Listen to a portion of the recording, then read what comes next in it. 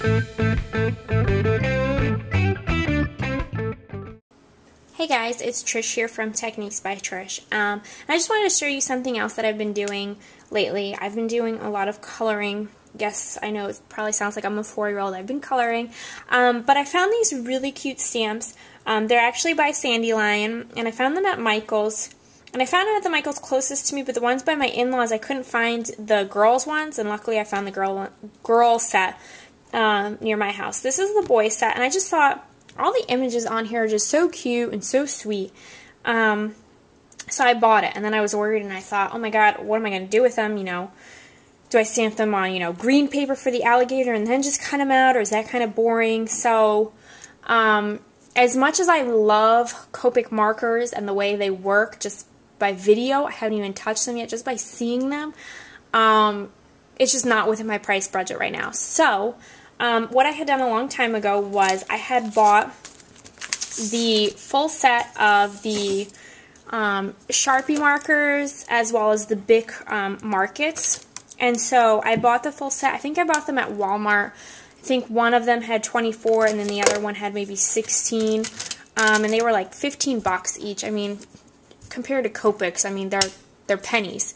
So I bought the whole set of both of them, and I figured at some point or another I'd learn how to color with them or use them for details. So finally, after I bought that stamp set, I thought, you know, maybe now's the time to try it out. So I'm going to show you how I color with them. Like I said, they're nothing like Copics. So if you're looking for that Copic look, this is not the video for you. This is a way to use affordable, you know, cheaper markers such as Sharpie or Bic to get the shading, you know, technique going on. So what I've done is I've already stamped the little spaceship that's on there, and I'm going to zoom in so you can see me coloring. And I've already got my markers out. I'm using greens and I'm using blue and a little bit of yellow for the little dots. So let's zoom in and get started. I probably will be fast forwarding this, so I'll explain a little bit and then I'll probably fast forward because it takes me a while to color. So let's start out. So I've already tried out my colors, what colors I was thinking over here on the end, and you should really do that to see, you know, what colors go well together. Now these two greens to you might look the same, but actually this one is darker than this one by just a touch, so these two I'm using together, and these probably look way drastic, which they are, but I'm going to show you how you can, you know, kind of blend it in a little bit better. And like I said, this is nothing like Copic markers, so if that's what you're looking for, this is not the place. So first thing I'm going to do is just color in these little dots. Now, I just use basic black ink. Some people use other stuff when they're using their Copic. Some people stamp with black and then stamp over with Versamark and put clear embossing powder so it doesn't bleed. The black ink doesn't bleed. For me right now, it doesn't bother me. I mean, it might bother you, so the Versamark with the clear embossing powder might be a good trick. I haven't personally tried it, so I can't give you my advice on it. But that's what I've read. So I always start out with the lightest color, and I just use, I've watched so many videos on coloring with Copics because I want them, that I kind of use their techniques with the Bic and Sharpie markers.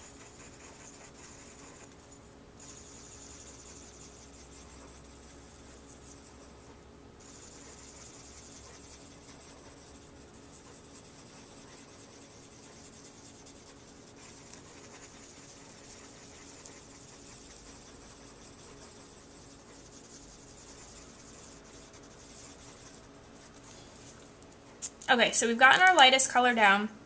Some people do it the other way around. They put their darkest color first and then the lightest color. But I do light, dark, and then back to light. So don't worry about this streakiness because we're going to actually blend that out when we go back over it. So I'm taking my darker color and I'm doing it, I've been trying to learn, my brother-in-law is a big artist, but I've been trying to learn the whole shading thing, but I normally just stick to one side of shading.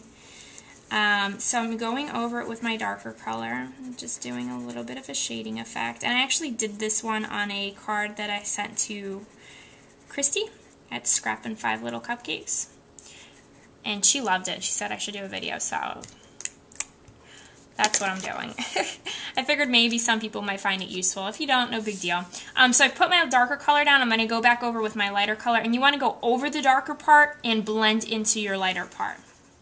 Okay, so we've created our shadow effect. If you don't feel like it's dark enough, I like to go back over with mine again.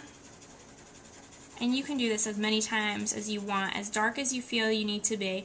I like my shadowing to stand out a little bit more. I don't like it to be as subtle as some people do. So it's all based on, you know, your preference. If you like it to really stand out, you can go over it a couple times. If you don't like it to stand out, you can just go over it once and just be that really subtle look to it.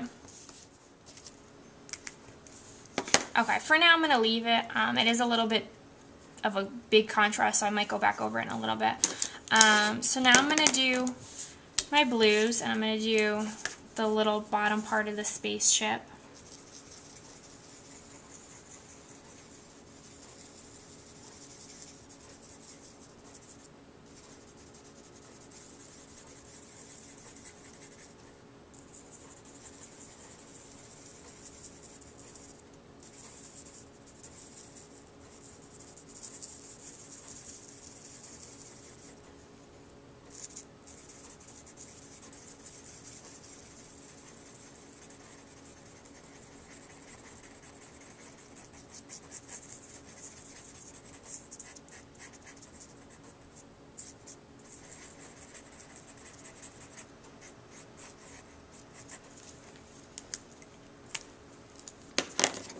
And I'm just going through with my darker color. Now this is going to seem way dark to some people. And it is way dark. I will agree with that. But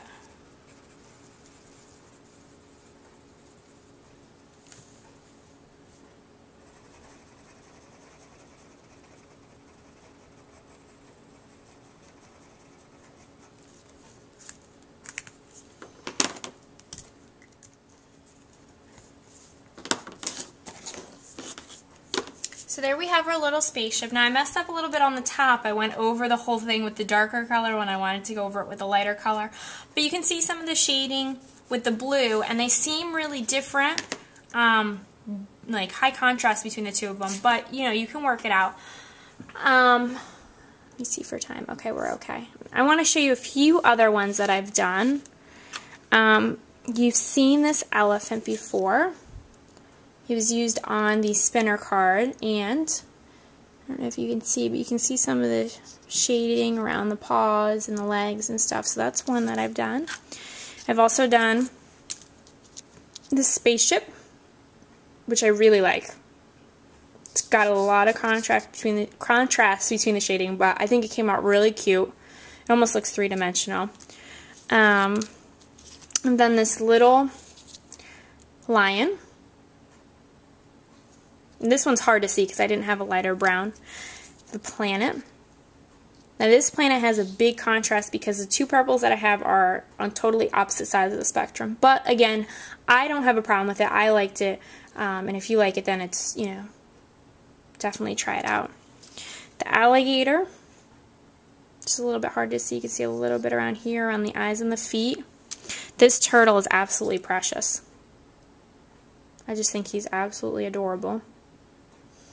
And the last one that I did was, I'm sorry, my arm's all up in the camera, was this little robot, which is also hard to see because gray, you know, trying to do the two grays, they're really close in color, but there is a little bit of a shadow on the left side of him.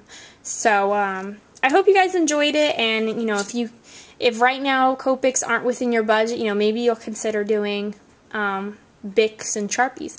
So if you're interested in videos like this, you know, I could do a few more. I have more images on both of the stamp sets, so let me know on this post if you're interested in seeing some more. I hope this technique was helpful, and check back for the next video.